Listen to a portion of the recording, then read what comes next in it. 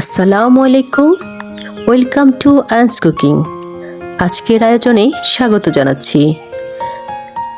যারা এখনও অনেকবারই ব্যর্থ হয়েছেন ভাপা পিঠা তৈরি করতে, আজকের রেসিপিটি তাদের জন্যই। কিছু টিপস এবং ট্রিক্স জানা থাকলে ছোট বড় সবাই পারফেক্টভাবেই ভাপা পিঠা তৈরি করতে পারবে। কোনো ভাপা পিঠা ভাঙবে না, আবার ঠান্ডা হলে শক্ত হয়েও যাবে না। সে রেসিপিটি আজকে শেয়ার করছি কিভাবে ভাপা পিঠা তৈরি করলে অনেকক্ষণ পর্যন্ত সফট থাকবে। চলুন তাহলে রেসিপিটা শুরু করা যাক।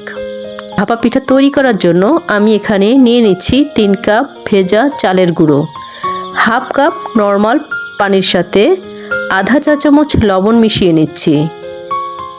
চালের গুঁড়োটা শুকনো হলে কুসুম গরম পানি ব্যবহার করতে হবে।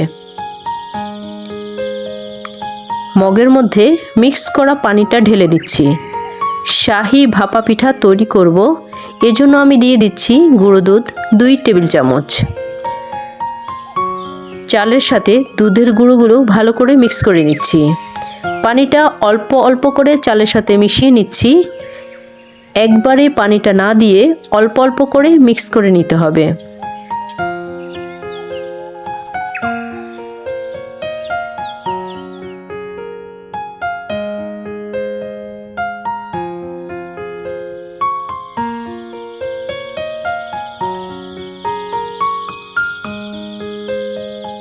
চালের গুঁড়ো মুঠ করে ধরলে যদি সেটা ভেঙে না যায় তাহলে বুঝতে হবে ভাপা পিঠা তৈরির জন্য চালটা রেডি হয়েছে। একটি স্টেইনার দিয়ে আমি চালগুলো চেলে নিচ্ছি। চেলে নেওয়ার পরে চালগুলোকে বেশ ঝরঝরে লাগবে।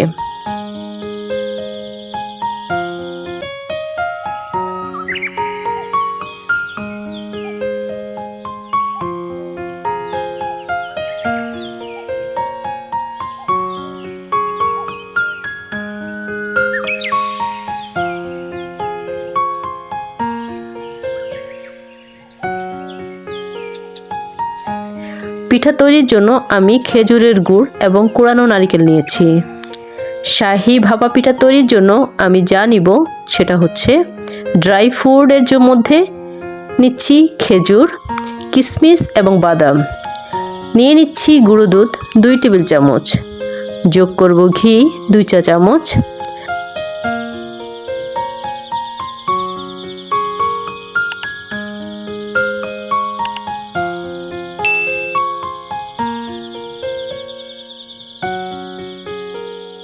বাদাম এবং খেজুরগুলোকে কেটে দিচ্ছি। সবগুলো উপকরণকে এখন ভালো করে মিক্স করে নিচ্ছি।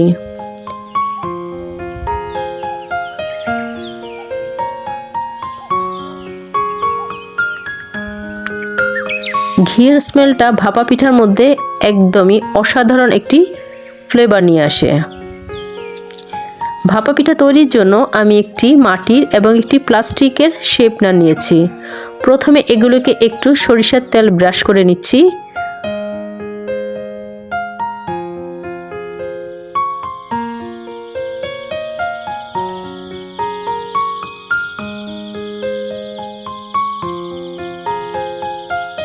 প্রথম লেয়ারে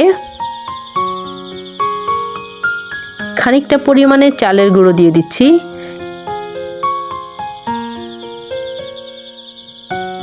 এরপর কুড়ানো নারকেল এবং গুড় দিয়ে দিচ্ছি।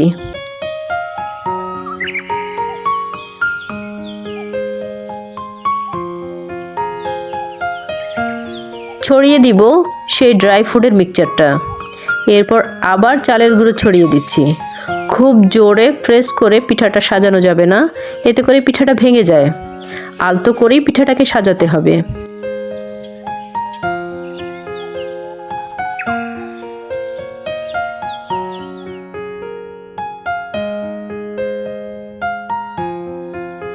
পিঠাটাকে একটি ভেজা নিংড়ানো সাদা কাপড় দিয়ে মুড়িয়ে নিচ্ছি।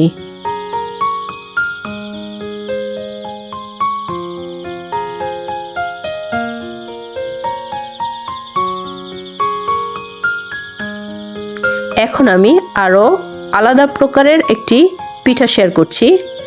চালের গুঁড়োর সাথে নারকেল এবং গুড় একত্রে মিক্স করে নিচ্ছি।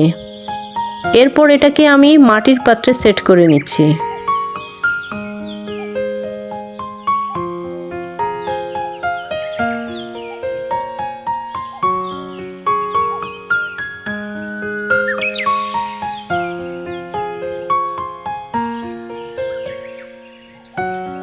তারপর তাকে কাপড় মুড়িয়ে দিচ্ছি। এ পর্যায়ে চুলায় একটি পাত্র বসিয়ে অর্ধেকটা পরিমাণে পানি দিয়ে ভাপ উঠিয়ে নিচ্ছি। পানির যখন ভাপটা উঠবে তখন এতে পিঠাটা দিয়ে দিচ্ছি। ঢাকনা দিয়ে ঢেকে পিঠাটাকে ভাপ দিব 1 থেকে 1.5 মিনিট। এরপর কাপড়টাকে ধরে পিঠাটাকে আমি তুলে নিচ্ছি। গরম অবস্থায় কাপড়টা থেকে পিঠাটা আলাদা করে নিচ্ছি।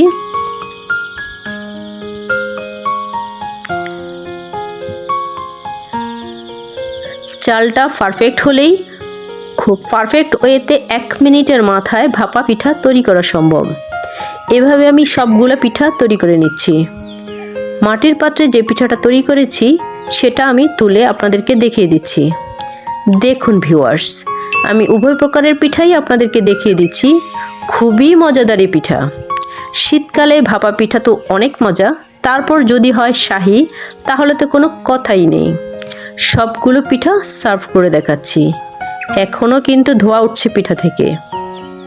একটি ভিডিওতে আমি শাহী এবং নরমাল ভাপা উভয়টি দেখিয়েছি এবং সকল টিপস এবং ট্রিক্স শেয়ার করেছি। আশা করি এখন আর কারো ভাপা পিঠা তৈরি করতে কোনো সমস্যাই থাকবে না। আমি আশা করছি আমার আজকের ভিডিওটি আপনাদের অনেক ভালো লেগেছে। আজ এ পর্যন্ত। ওকে, আল্লাহ হাফেজ।